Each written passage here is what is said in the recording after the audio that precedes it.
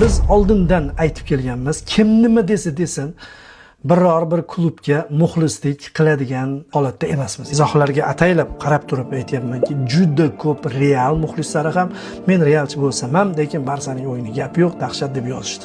Bugun romantika bo'ldi. Bugun hissiyot bo'ldi. Ha, Atletikoni ham ayblab bo'lmaydi. Atletiko o'sha bir bo'limda qayd etib qo'ygan fenomenal natijasini ushlash uchun 3 bo'limga Barselonaga mana shunaqa o'ynashga ruxsat berdi. Ya'ni Atletiko hujumkor futbolni biladi. Atletiko qanday chiqishni biladi. Atletiko pressingni biladi. Birinchi bo'limda ko'rsatib berdi. Agar ko'rsatmagan bo'lganda, hay bu jamoa Xetafe deyishimiz mumkin edi. Yo'q, u Xetafe emas, bu Atletiko.